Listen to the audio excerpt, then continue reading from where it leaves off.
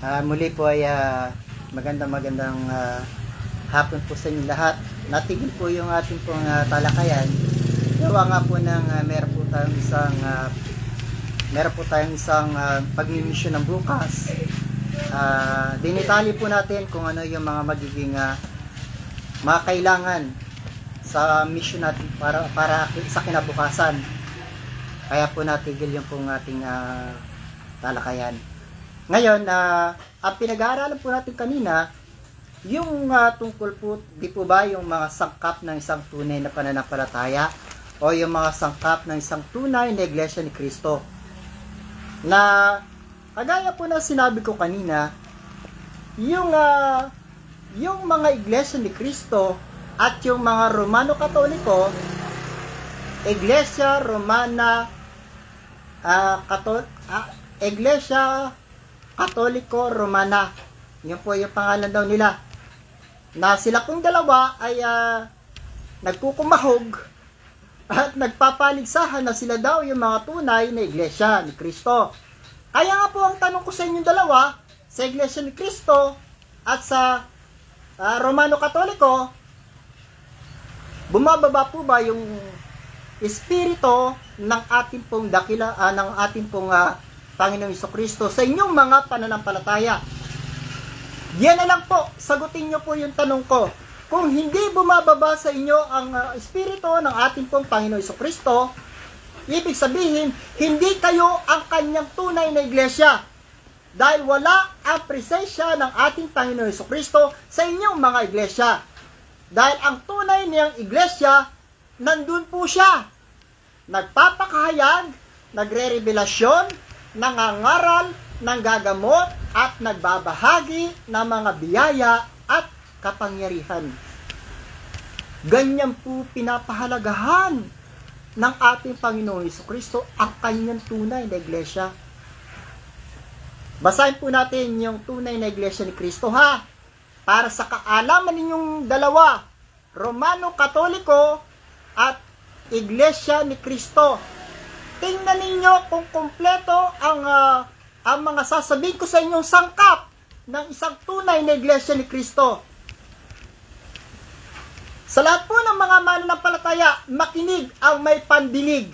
Kailangan nyo itong malaman dahil napaka-importante ng lahat ng aking sasabihin sa inyo, isa-isa sa inyo, para sa kaunawaan ninyong lahat. Unang Korinto, Kapitulo 12, talatang 27 hanggang 28. Kayo nga ang katawan ni Kristo, at bawat isa'y sama-samang mga sangkap niya. At ang Diyos ay naglagay ng ilan sa iglesia. Diyos po yung naglalagay hindi po tao.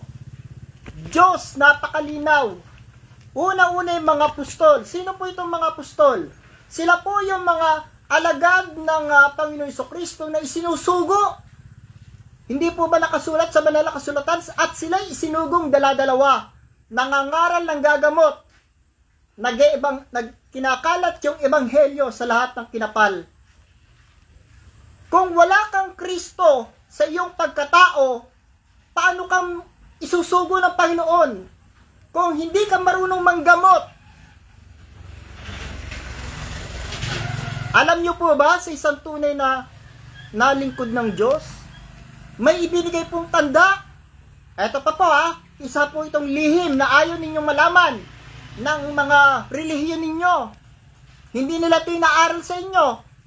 Basahin po natin ang Marcos, Kapitulo 16, talatang 17. Dahil mabubulgar po dito yung lihim ng mga relihiyon po ninyo, na ang tunay palang relihiyon o yung tunay na lingkod ng Diyos may mga tanda.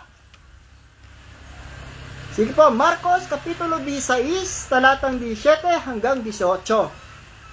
At lalakip, napakaliwanag, at lalakip, masasama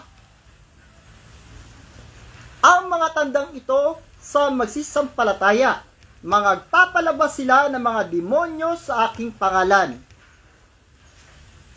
Sino kaya pananampalataya makakagawa nito? Yung mga relihiyon na inaaniban ninyo, sino po makakagawa nito? Tanda po ito na pinagkaloob ng ating pong Panginoon. Magsasalita sila ng mga bagong wika. Alam niyo po ibig sabihin nito? Alam ko po, hindi nyo naman alam. Magsasalita sila ng mga bagong wika. Yung po mga banal na espiritu, buhat sa kaitaasan, mahiwaga po ito. Yung mga banal na espiritu, bababa sila buhat sa kaitaasan at sila po ay magsasalita ng mga bagong wika. Sila ay magre-revelasyon, mga ngaral sa lahat ng mga mananampalataya. At ang isa po pong importante dito, may isang sugo na naganda ng daan para yung mga banal na espiritu ay makapaghayag sa kalagitnaan ng pagpupulong. Ganyan po kabigat. Mahiwaga po ito. Sila ay magsisihawak ng mga ahas at kung magsinom ng mga bagay na makamamatay sa anumang paraan ay hindi makasasama sa kanila. Alam niyo po may sinasabi itong mga ahas. Sa banal na kasulatan, ang ibig sabihin po niyan, mga mangkukulam, mga mambabarang.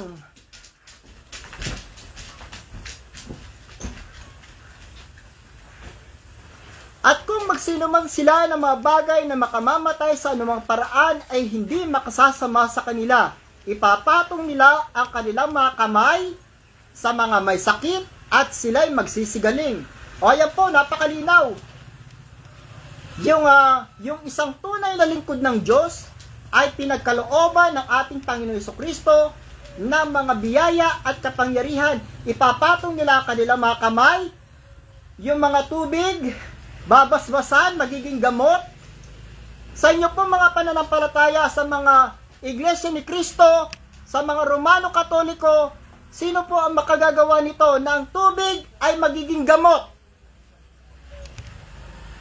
Yan po ang mga ibinahagi ng ating Panginoon Jesucristo sa kanyang mga tunay na lingkod. Meron? Wala na naman.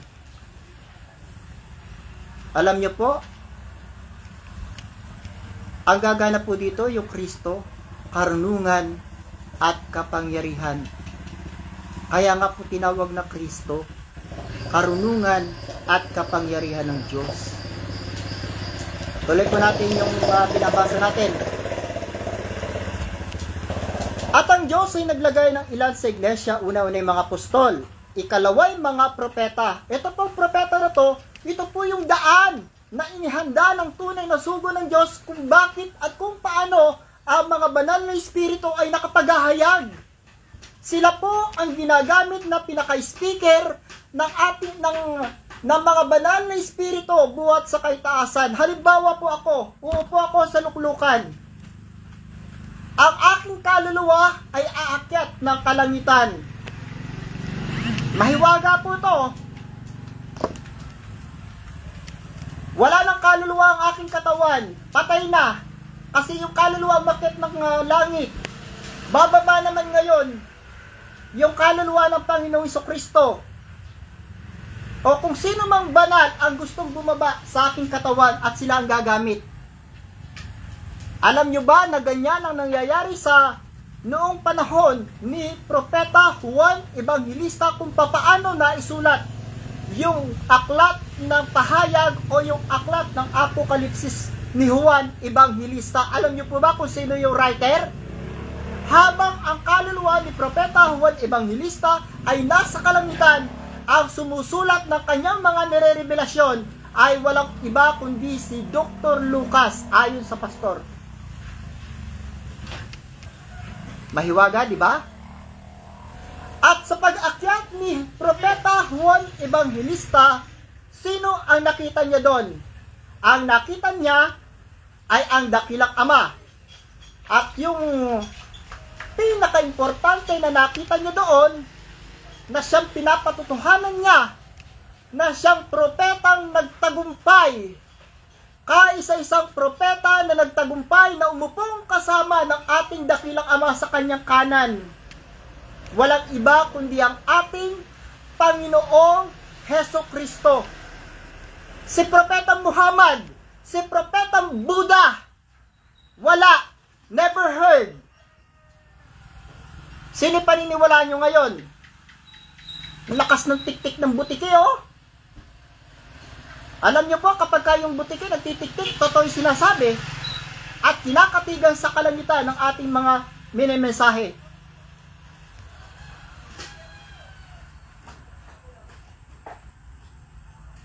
Kaya nga po, sa lahat po ng mga kapatid kong Muslim, siguro naman po panahon na para tanggapin nyo naman ang tunay na hari, ang Panginoon ng lahat ng mga Panginoon, hari ng lahat ng mga hari.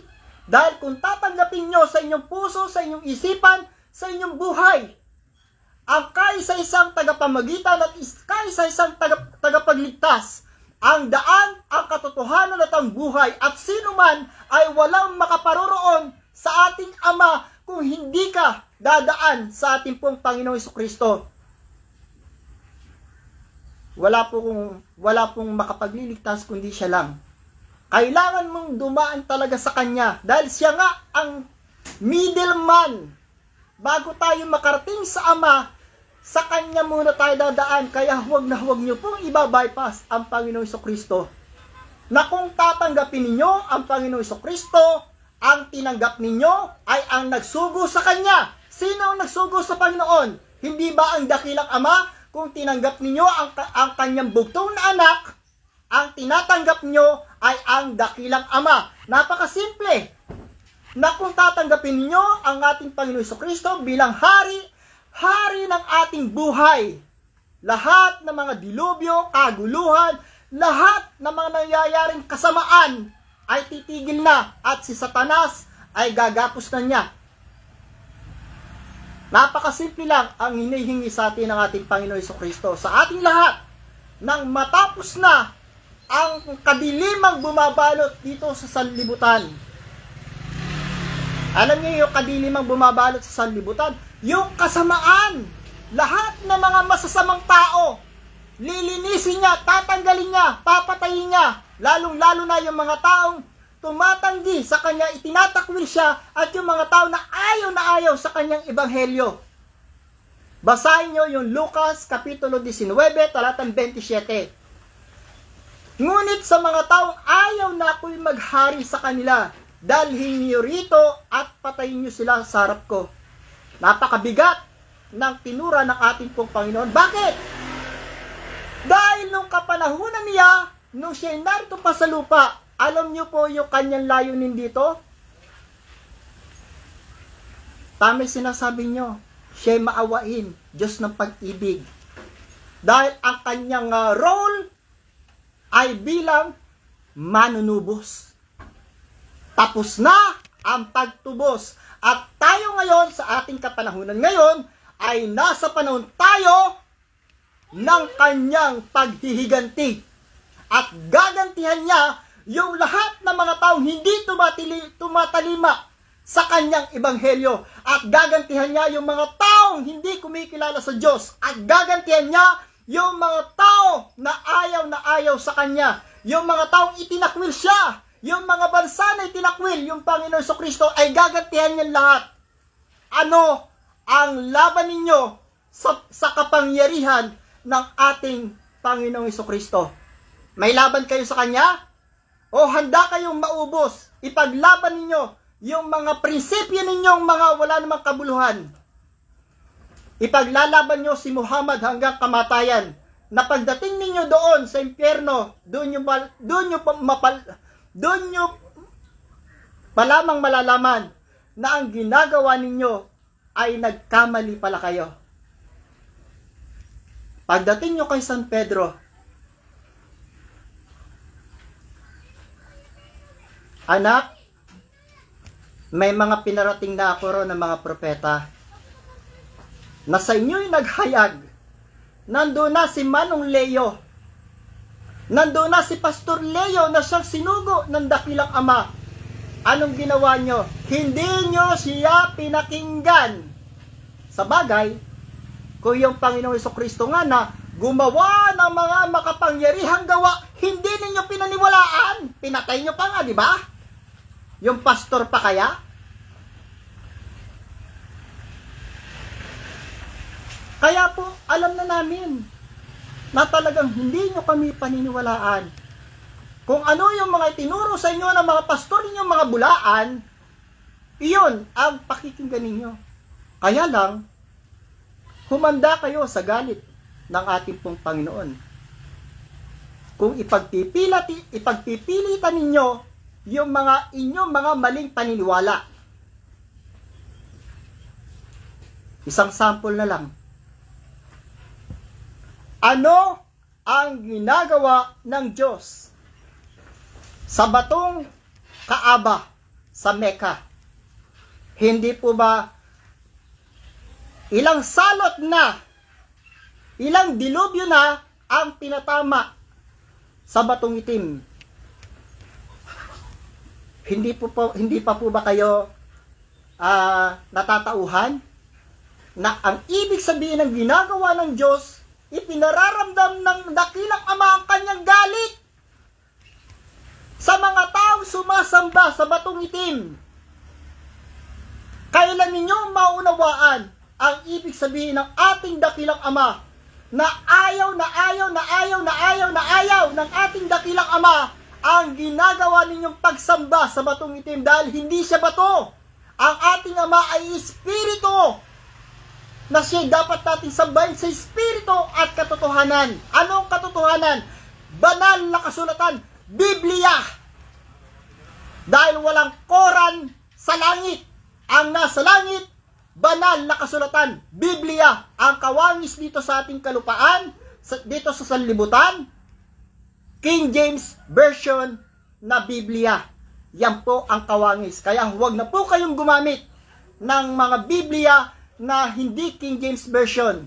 Dahil binago na nila yung mga letra, yung mga salita, para yung mga sinasabi sa banal na kasulatan ay umayon sa kanilang mga relihiyon. Paano namin nalalaman yung mga ganitong hiwaga ng kalangitan? Simple lang, sa pamamagitan ng isang propeta. Sige, tuloy natin yung binabasa natin. Ikatlo'y mga guro. Alam niyo po yung sinasabi ni kagalang-galang na Apostol Santiago? Babasa ulit tayo, no? Ito po, lahat ng mga nangangaral ng banal na kasulatan, makinig ang may pandinig.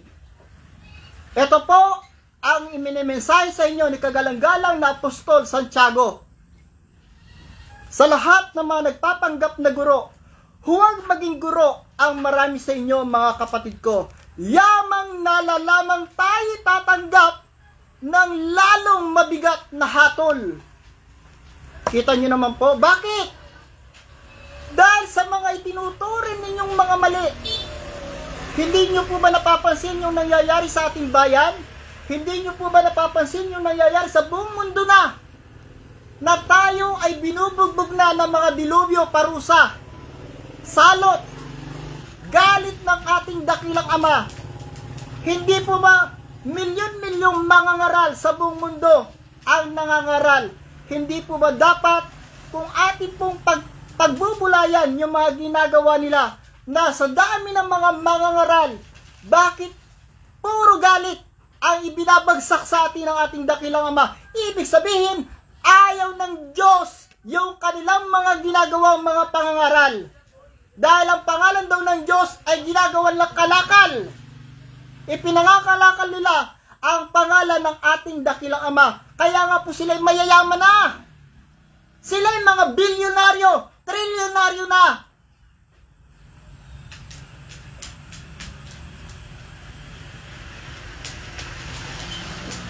Paano hindi magagalit ang ating dakilang Ama sa mga ginagawa ninyo?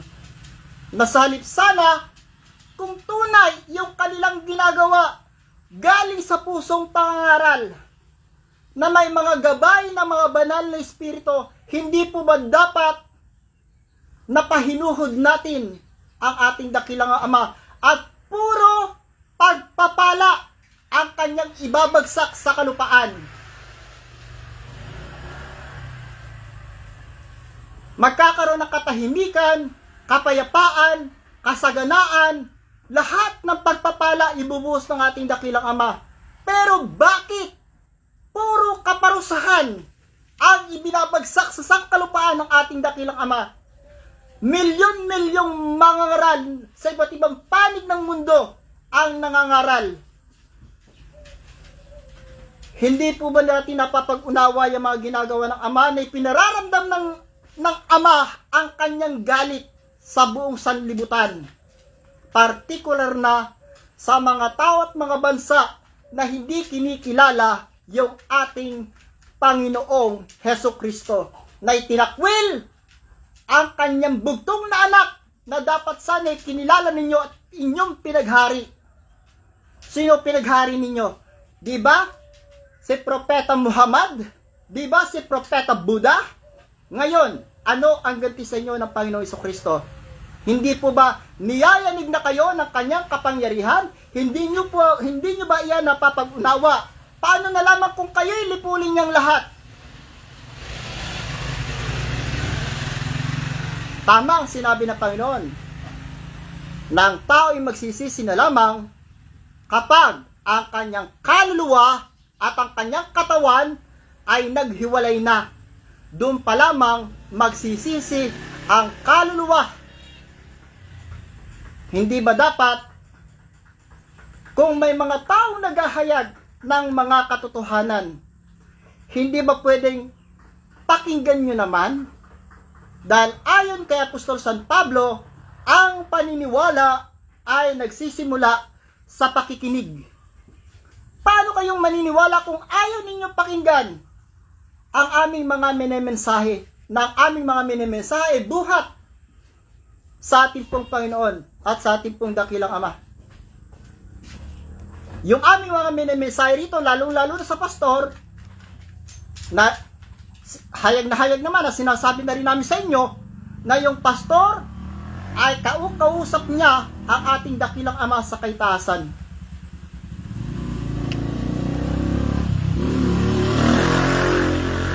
At siya ang taong ginagamit ng Diyos sa ating kapanahunan ngayon. At siya ang maghahanda ng daan. Basahin po natin Malakias Kapitulo 3, talatang 1. Alam nyo po, mahiwaga din po ito.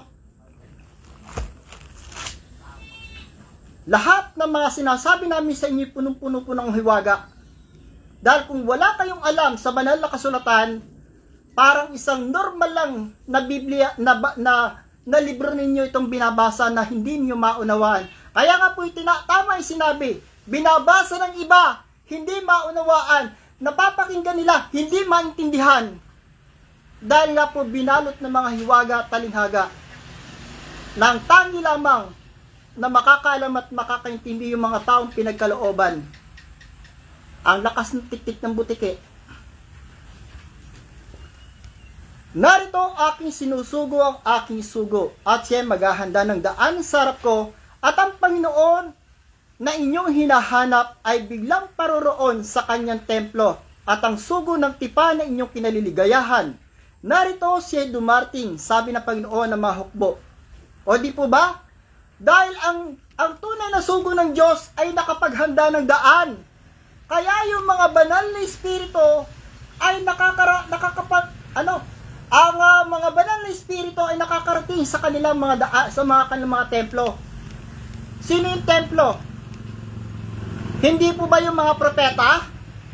Hindi po ba yung mga luklukan na sinabi ni kagalang-galang na apostol, propeta Juan Evangelista sa aklat ng Apokalipsis Kapitulo 20? Basahin nyo nandoon, at nakakita ako ng mga luklukan at mayroon doon mga nagsisiluklok.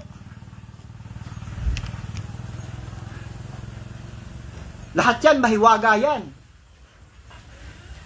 Paano na lamang kung wala kayong mga kaalaman sa mga hiwaga? Kaya po ito yung sinasabi natin, kung merong isang pastor nakakandili sa inyo ng kaalaman at unawa, pastor na pinagkaloob sa atin ng ating Panginoong Diyos na ayon sa kanyang kalooban, nakakandili sa atin ng ating mga kaalaman at unawa, magmamatas ka pa ba? O magpapakumbaba ka para ikaw ay matuto? Yun lang pong hinihintay nila sa inyo. magpakumbaba lamang kayo. Nakagaya na sinabi ni kapatid na Eli Soriano, kung mayroong isang mangangaral na darating na mas marunong kesa sa akin, bababa ako. Kayo kaya, kailan nyo gagawin ang sinabi ni kapatid na Brother Eli Soriano? O magmamatas pa kayo dahil ayaw nyong malamangan? Guro na nga ng sangkatauhan, magiging guro nyo. Bakit? Mas matalino pa ba kayo sa Panginoon Jesucristo? Hindi kayo magpapakumbaba?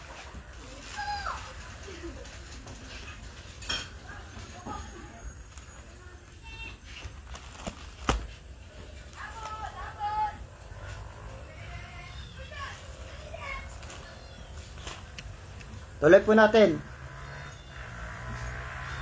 Saka mga himala, saka mga kaloob na pagpapagaling. Ito po, hindi po ba kumpleto ang pinagkaloob sa atin ng ating pong dakilang Ama ng Panginoon sa isang tunay na iglesia, sa mga Romano Katoliko, sa mga iglesia ni Kristo, sa mga born again, sa mga Islam? Sino ang meron sa inyo nito? Mga himala, mga kaloob na pagpapagaling para ang inyong mga miyembro sa oras na kanilang mga pangangailangan, sila ay may mga, yung kanilang mga pamilya, kanilang mga anak, kapatid, asawa, ay may mga sakit at karamdaman. Pwede ba silang lumapit sa inyo para sila naman ay makapagpagamot sa inyo? Dahil ang mga biyaya at kapangyarihan ay kumpletong ipinagkaloob ng ating pong Panginoon sa isang tunay na iglesia ni Kristo.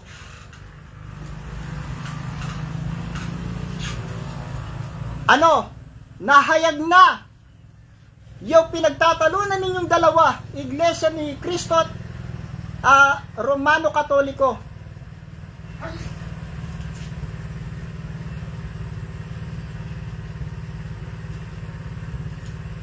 Tuloy po natin. May dumating po yatang pasyente. Ikatlo yung mga guro, saka mga himala, saka mga kaloob na pagpapagaling, mga pagtulong, mga pamamahala, at iba't ibang mga wika. Alam niyo po yung sinasabi dito mga iba't ibang mga wika? Ito po yung mga pagbaba ng mga banal na espiritu sa kalagitnaan ng mga pagpupulong. Ang mga banal na espiritu ay nangangaral ng gagamot, nagre-revelasyon, at nagbibigay ng mga biyaya at kapangyarihan, mga kalasag, para yung kanilang mga miyembro ay magkaroon ng mga kaligtasan. Bakit? Anong gusto niya? So hanggang dito na lamang po, mayroon pong dumating na pasyente. Kailangan po natin i-assist yung pasyente. So marami pa po kayong maalaman dito po sa Karya ng Langit. Mga aral na hindi po nila itinuturo sa inyo dahil kapag hinanap ninyo sa kanila yung mga biyaya at kapangyarihan na pinagkaloob ng ating Panginoong Jesucristo sa isang tunay na iglesia ni Kristo, alam ko po, mag-aalisan kayong lahat sa inyong mga relihiyon. Dahil sa oras na inyong pangangailangan, paano kayo nilang matutulungan? Hanggang abuli lang po ba yung gagawin nila sa inyo? Pagdating sa oras na inyong mga pangangailangan, na mayroong may sakit, karamdaman sa inyong mga pamilya, hindi nyo sila mahihingan man lang ng tulong. Kompleto po yung iglesia na pinagkaloob po ng ating pong Panginoon. Sana po ay nagkaroon po kayo ng mga kaunting kaalaman. So hanggang dito na lamang po at maraming salamat po sa inyong patuloy po na pakikinig. Ang lahat ng kapurihan, kapangyarihan, karangalan ay ating itinataas sa ating pong dakilang Ama at sa ating Panginoong Jesucristo. Ang biyaya nawa ay sumalahat sa mga nagsisiibig sa ating Panginoong Jesucristo na pag-ibig na walang pagkasira siya nawa. Maraming salamat po sa inyo lahat.